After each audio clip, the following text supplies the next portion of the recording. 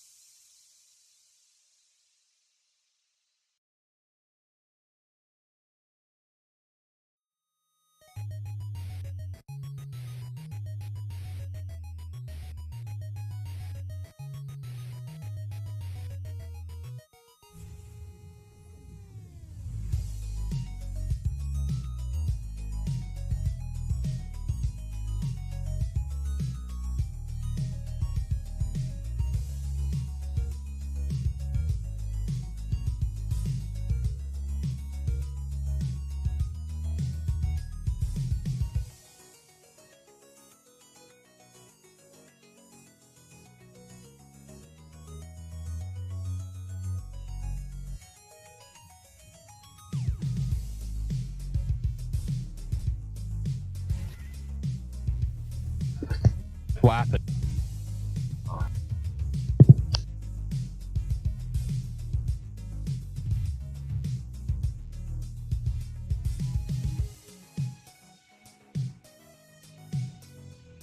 All right, guys, we are live here with Mouse Sports versus White Elephants. I am Brad Piper Dawes, and you are joined, or I am joined also by Thomas Alpha Stukius.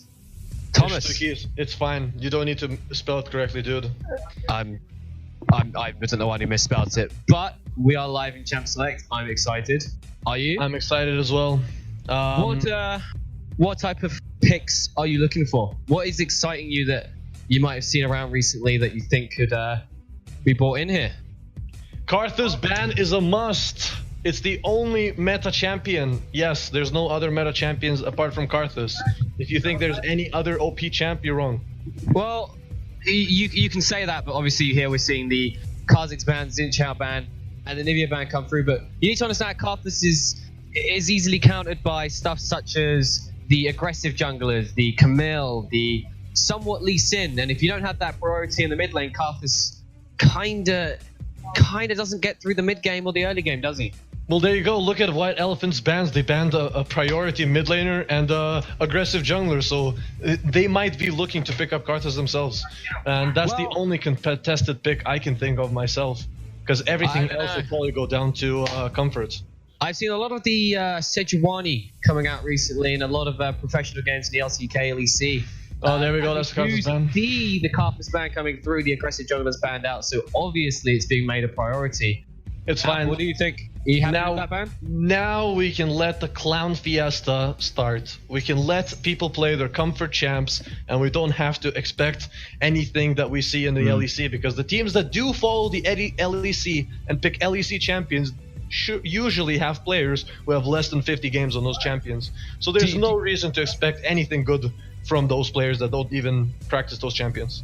So obviously starting the season quite early, starting the season around, the first week, everybody's really getting into the vibe of things. Those nerves are settling down, This is quite a serious thing that we're going into.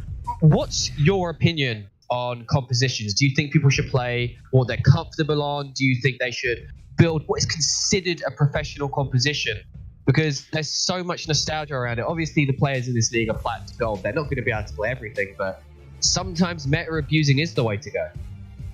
Yeah, sure. Karthus is definitely strong, but at the same time, if you're the best Renekton player, like you're the best Renekton player in Platinum, why wouldn't you pick that? Like, I agree. Some players in this league would be top 100 at their respective champions, and if they're allowed to pick those, then, they'll run away with the game. We see the Sejuani pick coming through. Obviously a priority here for White Elephants. The Zac also, the jungler picks being shown quite early, and what is considered to be the mid lane Aatrox could be going top. A smart flex picks from Mouse plays. Totally a flex picks, because we have the Swain as well. This can go anywhere, top and mid, but we do see the barrier, which actually would inform that the Swain might be mid lane. But then again, what's really weird is that they've already picked mid, top, and jungle in the first phase of bans. That is incredibly risky, because let's see, Zyra Khan are not even picked up. This is ludicrous. Well, I mean, I hate to say it, but the Lucian's already banned out what could be considered quite a heavy priority pick for Mouse plays, such as Lucian being such a good lane aggressive bully. Could they be aiming for the late game? This composition they have so far seems like quite a good, engaged, solid teamfight composition with the Lissandra and Sejuani. Well, MPZ does seem to want to go late game. They have a farming jungler that is not that good in 1v1, is looking for the 2v1 fights. And they also have a mid laner that isn't that strong in the early game. He gets wrecked by most wave clear mid laners, including TF, Orianna, or actually anything that can dodge his E. And what is probably undoubtedly the most strongest mid laner at the moment in Ezreal has been banned out by Mouse plays. White Elephant did answer that previously with the Tristana. Do you believe that these compositions, with them looking to aim towards the late game, are going to put so much priority in their ADC? Wait a second, is this part of the script? Is Ezreal a mid laner? No, Ezreal is not a mid laner. Ezreal is an AD. Oh, sorry, my mistake. Ezreal ban is fine. They probably realized that with the Lissandra, Sejuani, and Thresh pick, they have so much peel that something as high damage as Ezreal shouldn't go through. But if that's the case, why did the White Elephants ban hyper carries? Since we already see a 1-3-1 comp forming in the side of MPZ, so. And I won't be surprised to see the top laner getting revealed here first, but no, they're going to go with Sivir, I think, or are they just going to look to... No, it's the Sivir, so Sivir going to prevent the engage that they seem to have from Zac. I don't know if I agree with that Sivir pick, honestly. I think Sivir's absolutely fine. Sejuani doesn't usually build Righteous Glory. This helps her engage better than she already does. Sivir works well with Thresh, strong in the early game. Now they can draft a carry top laner. So the Vayne pick coming through for Mouse plays, that wasn't something I expected at all. Not in the slightest. I absolutely saw this coming. The Lissandra cannot just jump in and R a Vayne when there's a Swain, Aatrox, and Zac in the face, and now Braum. And not only that, Sejuani is a huge tank that usually builds HP instead of stats. You usually see something like a Cinder Hulk, one item into Warmogs, and Vayne absolutely wrecks that. I've been playing Sejuani a lot recently myself, and I've got to say, with her new playstyle being more directed towards Bruiser, she definitely a lot more stronger in the jungle. With the last pick Vlad coming out, then that's the Lissandra top lane. That's basically a full AP comp, meaning that this Zac is gonna run some nasty magic resist and be able to basically tank 4 people at the same time in the late game. I am very excited for this game because it seems like red side White Elephants want to win this early with a little bit of late game in Vlad and Sivir, yet the tank stats will go through, and this Vayne will absolutely destroy late game. Oh, okay. So we'll be going into game here. Mouse plays versus White Elephants. I'm interested with the Thresh pick. It didn't seem like something I would pick myself, but to be honest, it looks like with the Lissandra top lane, it could be anything. Pick comp, just a straight up team fight late game comp. I mean, it looks to be pointing more towards that with the Sejuani and the Vladimir, almost definitely. Yeah, I'm most interested in this mid matchup because we have 2 incompetent champions. They can't get mid prio. They're not strong 1v1. They need items to scale up, and I'm not really sure why they both went for such weak picks. Actually, I think because of this exactly, Vladimir is better than Swain because he can easily outscale him, and the Swain won't be able to do anything. The melee matchup is something that I'm looking forward to in most games. I mean, I've been watching the streams, and it looks like there's been so much jungling, jungle pathing, and so much just key rolling on the jungle to looking to get those lanes to scaling and get the advantages. But I don't know if I feel confident with the Zac pick, honestly, with the Sivir being picked as well. That could get rid of the game plan here for Mouse plays with the dive onto the Sivir, but you know, they might be able to execute it properly, chain some of the CC, make that spell shield useless, but I actually have to agree. The Zac here is not that strong. Sivir has spell shield, Vlad can pull, Sedge, no one's gonna jump on Sedge, Lissandra has an ulti, and Thresh has Flay. Like, this Zac is not looking too well right now, but of course it all depends on execution. This guy might be top 200 best Zac players, and if that's the case, then none of this will phase him. Also, I have to bring up as well, I've been watching LCK recently. Cleanse here for the Vayne. Do you think that would have been a bad idea, considering the composition that they have with 3 of their champions being heavy lockdown? Or do you think that the heal is something that needs priority in the lane? Movement speed is really nice for Vayne. This is exactly why barrier is not used and heal is used instead, because the movement speed is really strong. Well, I mean, while we wait for the last minute of this spectator delay, I have to ask you, from me to you, who do you think has the better composition here? Who do you think's drafted much more well than the other? Much more well, Kappa. I think red team has the better comp, and it's easier to execute. All of those champions are easier to play, first of all, and that's a huge deal. Depending on people's emotions, like some people might crumble under pressure, and if that's the case, then blue team is in trouble because they picked some difficult champions like Aatrox and Vayne, and even Zac is easy. It's harder to execute than you might think. Well, I've been hearing a few stuff about Blood Boy recently, and I know he's quite a good Draven player, so I'm excited to see what he can pull off on this Vayne. What I would consider Draven not to be extremely meta with how compositions are looking to point towards. I'm keen to see how he performs in the laning phase, if the Sivir will be able to bully him out and push him so far behind. I actually think bot lane in general will not be the deciding factor this game. I think it's mid lane, because like this Aatrox should have a rough time anyway against Lissandra, but then again, I say should, but things are gonna be different depending on how comfortable people are on their champions. As of so far, it appears that we have a bit of an issue with this stream. We do apologize, everybody. But I will take the opportunity now to launch up the Twitch stream and see what you guys are saying in chat. That'll be fun.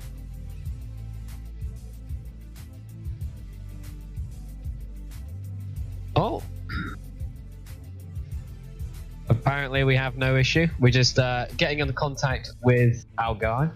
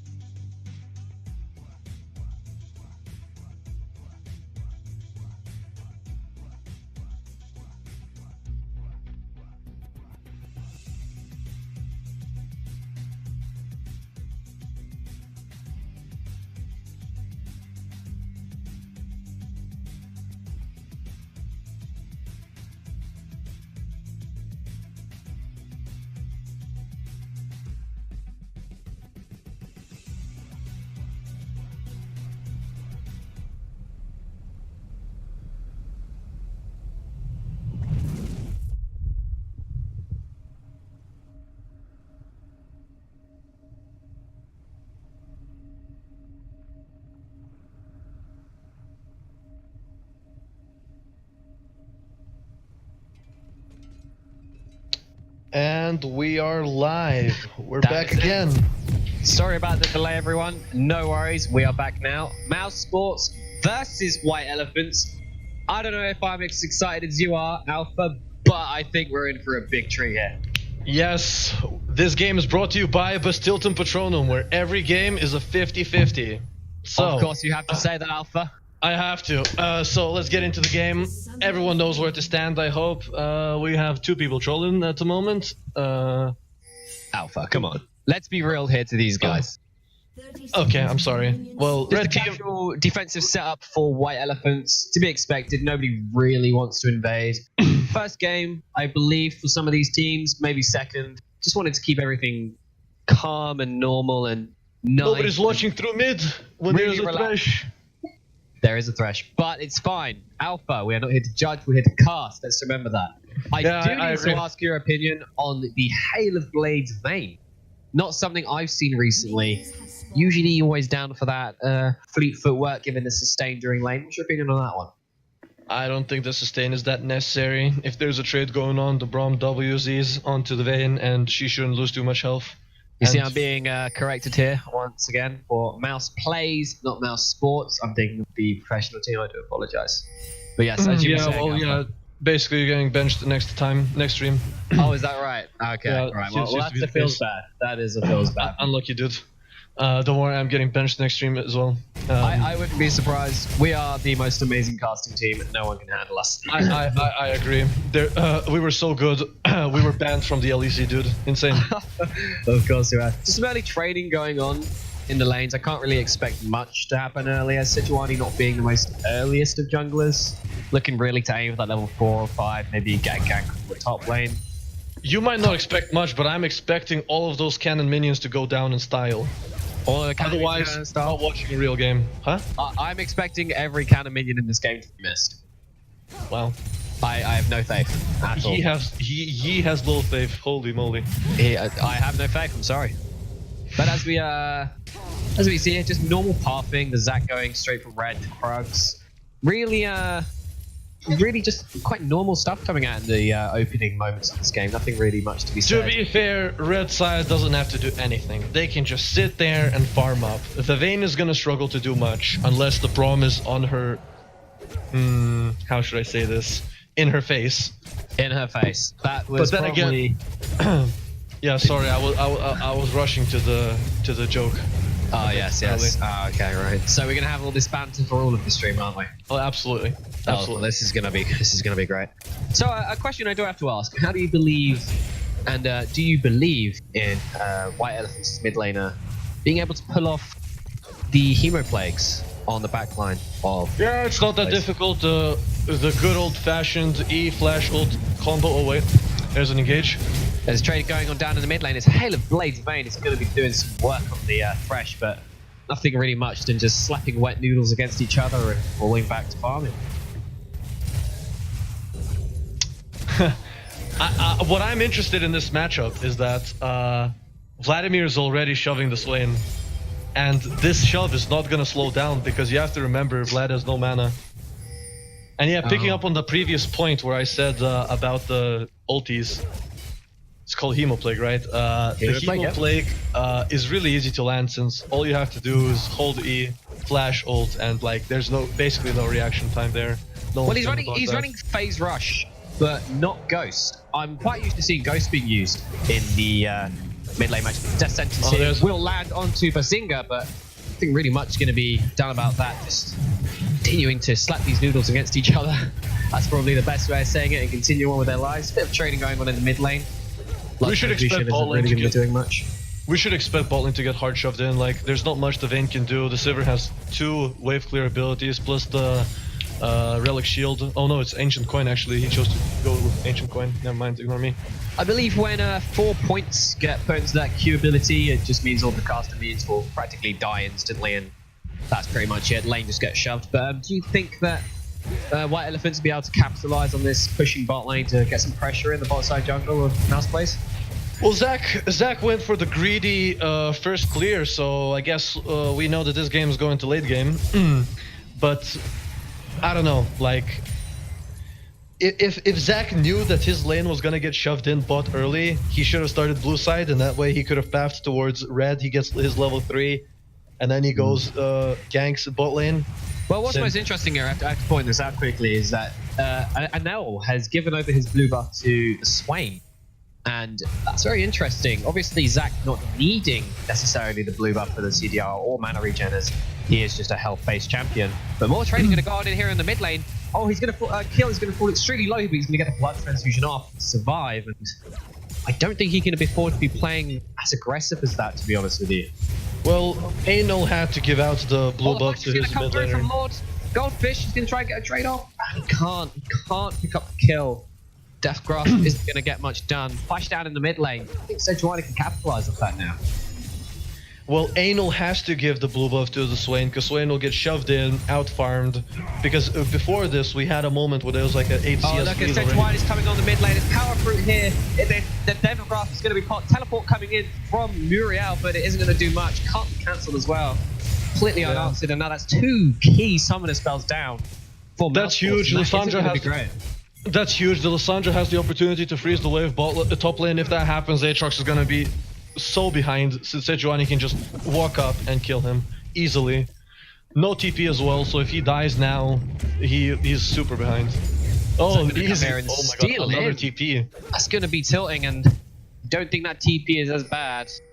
Alpha is just going to be returned to the mid lane quickly by Goldfish. Absolutely.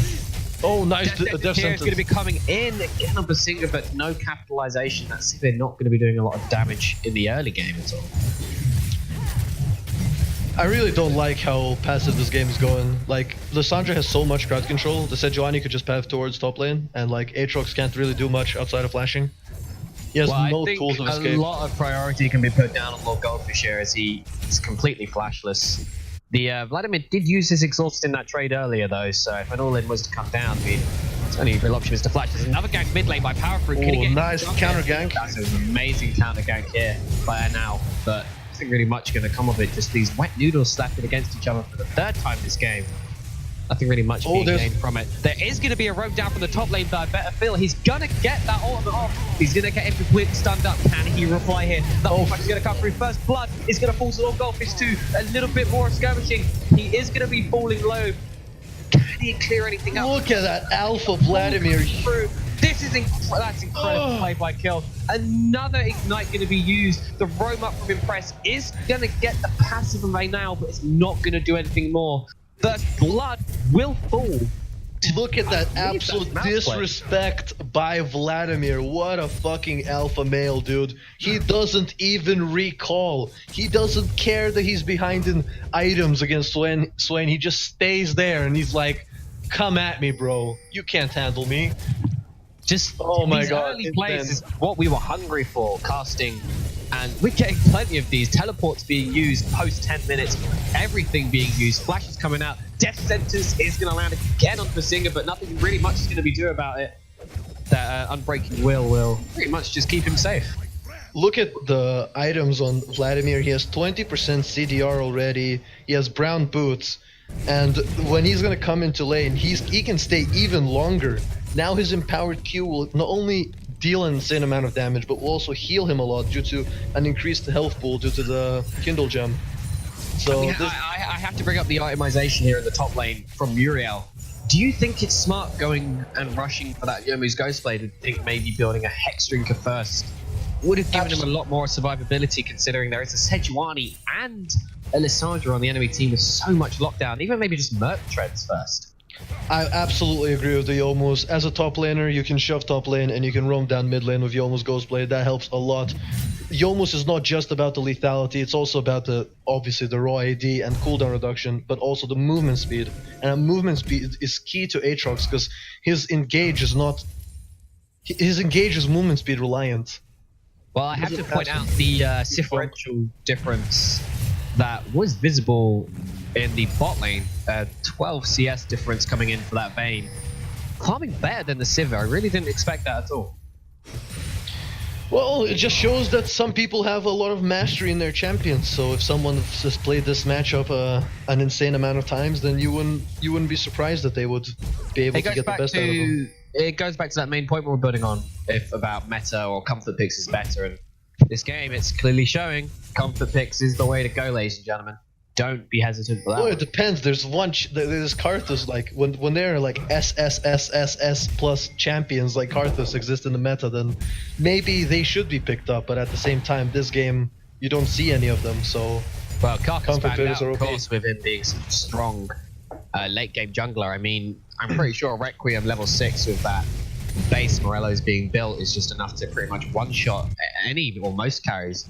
But the Sivir being picked up here, I mean, it still would have been a good counter pick for it. Are you going to ban Karthus? Oh boy, again, top lane. See a ganking coming from the top lane. The ultimate here is going to be used by Aatrox. He's going to try and lock him down, but I don't really see much coming in from this. He's going to look to go on the attack here. Going to get ultimated up. That means he's not going to be able to move. The ultimate is going to be blocked from Aatrox, and I don't know if they're going to be able to do anything to clear him up here. He's looking to re-engage. This could be risky, but look at this alpha Aatrox. Muriel nearly popped Better Life, and he has to be super careful there.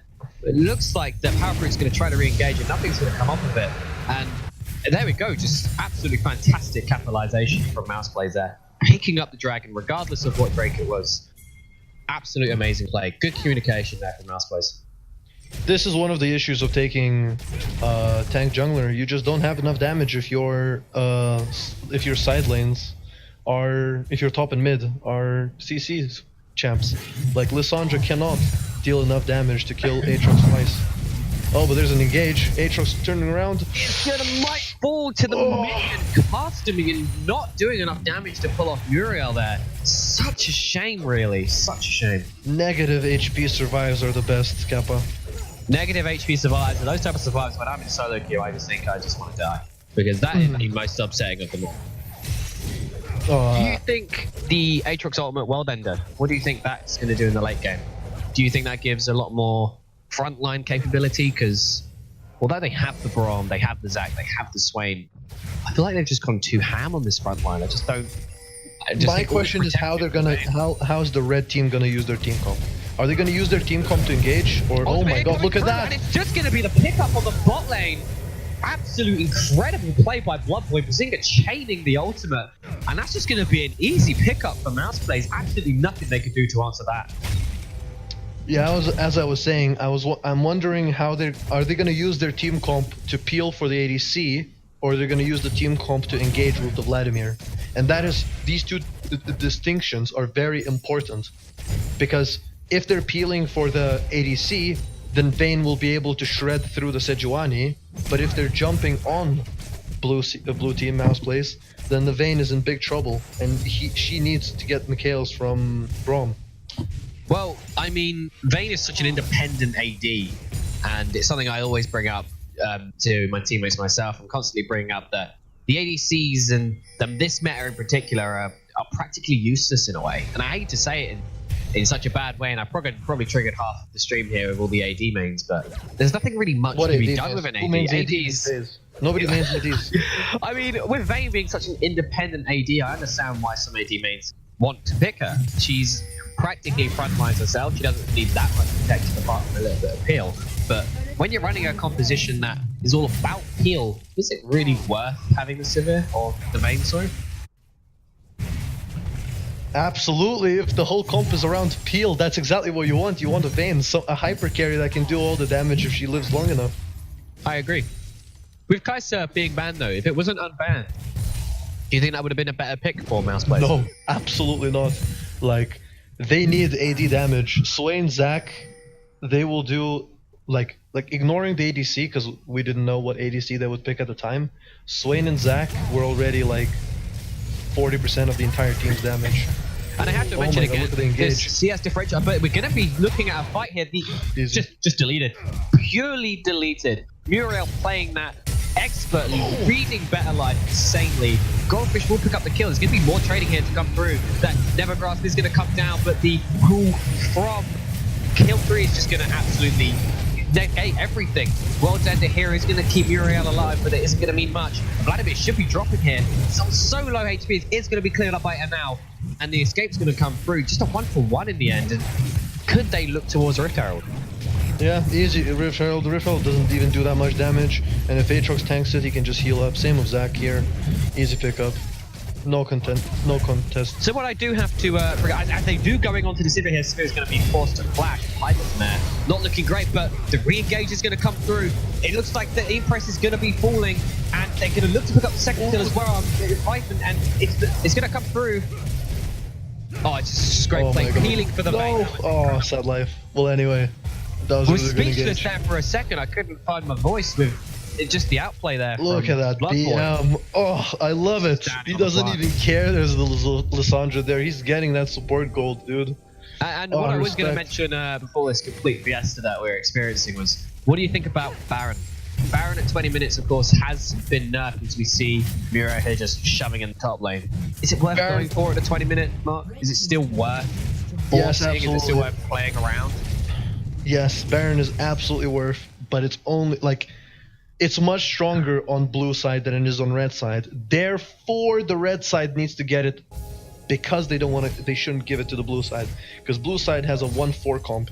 I'd say it could be a 1-3-1, but Swain split pushing is not the most insane thing in the world. I mean, with this Swain being what we would consider particularly fed, and especially a game of this level with the 2 kills, does that mean he necessarily doesn't have the power to split push? I mean, he's probably in a position where he could 2v1. Maybe he could, but the people that would come for him would be Sejuani Vlad, and that would be pretty bad, or Lissandra Vlad. It looks like Mouse Sports here are turning onto the Dragon. Absolutely no contest coming from White Elephants, just no vision. Impressive. Found yourself in a bit of a bad spot there, my friend. Don't try and get yourself caught out, but it's going to be infernal, Drake, over to Mouse Sports. Sedge caught. With the 6-1 leak, Power Fruit shouldn't be in that position, but gank coming through mid lane, Pool just being used by Kill. And absolutely nothing going to get given away, but he seems to want to re-engage here. Unwisely, Hero Plague is going to come down, he's just going to get himself out. Vayne going to be coming in though, the flash forced by Kill 3. This is map presence by Mouseplay, everything they're doing. With the Rift Herald being dropped now, they're in such a dominant position. Yeah, absolutely. The first tower goes down, and if you don't know, guys, mid tier 1 is a huge objective. It's probably bigger than Riftfield himself, because if you can't get the mid tier 1 down, like, you have no map vision. Almost ever. I'm being warned again. This huge aggression. Oh, there's a death sentence on Braum. Death sentence on Braum again. He keeps getting caught by these. He seems to be really low. About 2 HP, but isn't going to drop. Sejuani almost is going to be coming through as well as the World Ender, but isn't really going to do much. That Undying Grasp by Swain popped a bit redemptively, and there's not really much coming from all these plays. It doesn't seem that White Elephants can get anything done. Mouse plays is just absolutely walking all over them at this point. Well, that's what you get when you have all that CC, but you can't follow up because your damage is not there yet. I've expected something like this.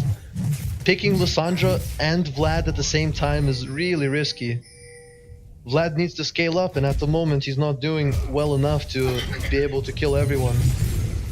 I believe I've made an enemy of the Twitch chat, constantly reminding me it's Mouse Plays, not Mouse Esports. I'm probably gonna have to write that on my forehead to remember. Just don't even speak. Just don't even look at them. Don't acknowledge them. Don't even say Mouse Plays. Just call it Blue Team. Blue Team. But that's not defining them independently. They have team names. They're human beings. Are they?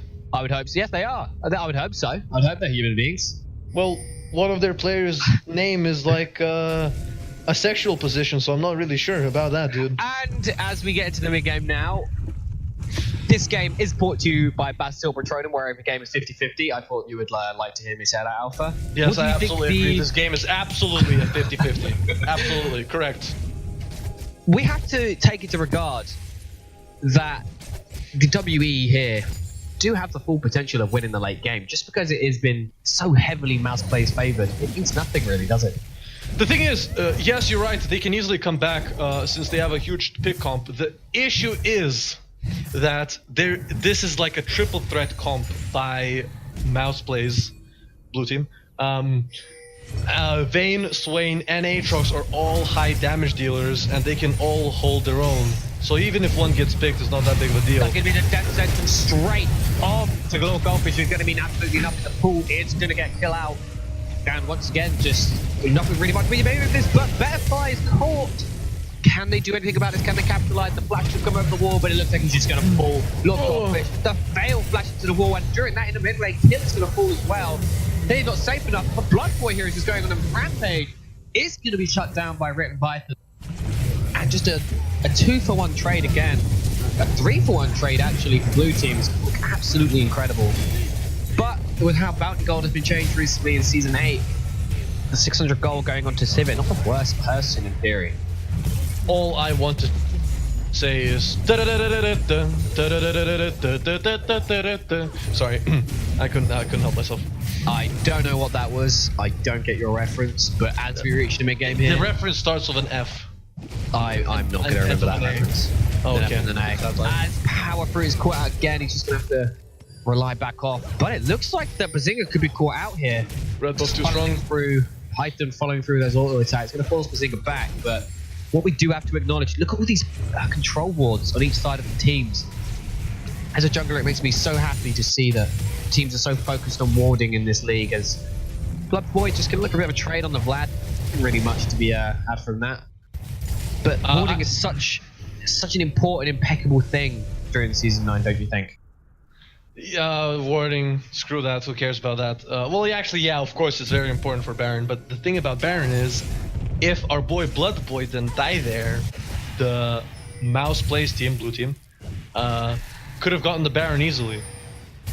And this might come to bite in the ass in the end, because now the game will be delayed by an additional 5 minutes. Well, Baron is up, and so is that second, or shall I say third Infernal Drake.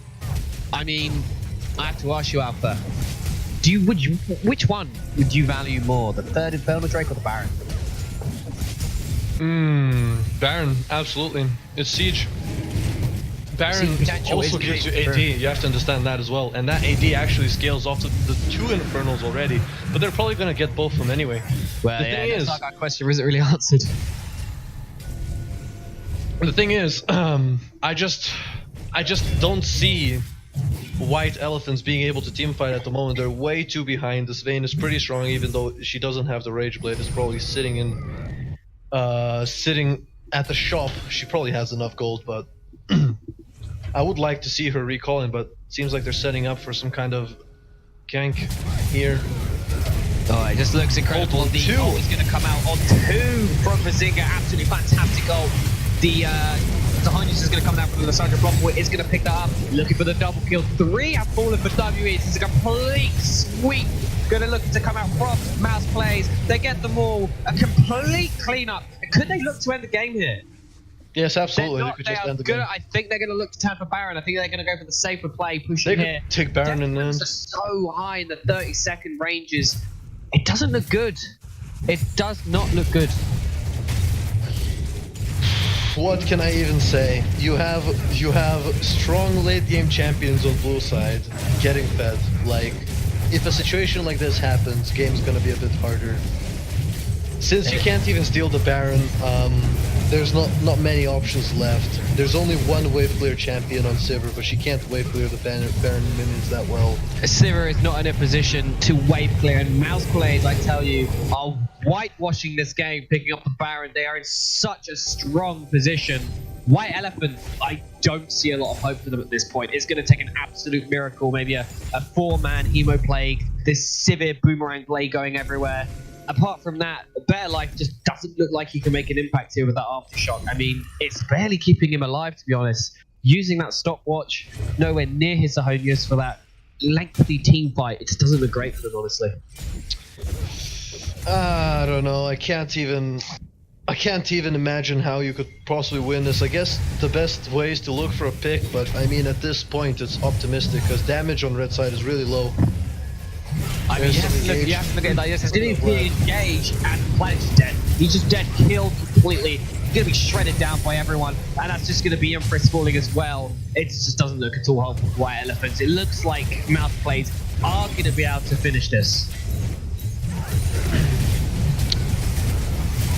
But is it going to look like that? They're just going to look to go for the plays again. Just going to look to shred down Better Life. He's going to fall as well. This Vayne just shredding through everything.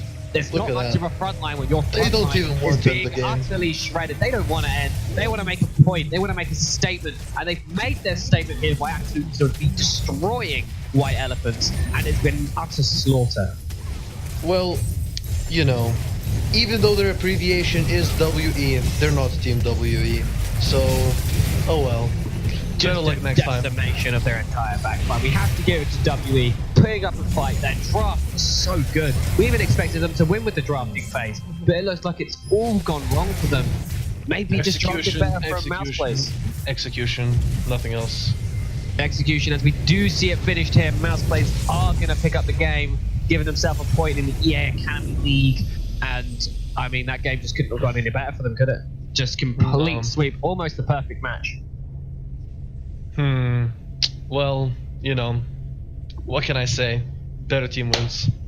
Better team, I believe, does wins. Alpha, look at that you gold need to calm it down with the BM.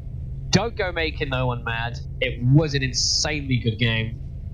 Kudos to White Elephant for giving it their all. But I've got to say, Mouse Plays in the end, they did come out on top. They did show us who the more dominant team was. And they did it in really convincing fashion. 21-2, 3 Infernal Drakes, and I believe they didn't lose a single tower in that entire game. Yeah, well, you know, guys, this stream was sponsored by Bastilton Patronum, where every game is a 50-50. It's 50-50. We have heard it all before, Alpha. Yes. I've been Brad Hyper, and this has been Alpha. It's been a pleasure streaming for you guys, and we'll probably... When will we see you again? Probably soon. We're going to see you soon. I'll see you one day. I'll see you in the Rift. I'll see you in the Rift. I'll see you on the Rift, man. You have fun. See you later, guys. Have a great day.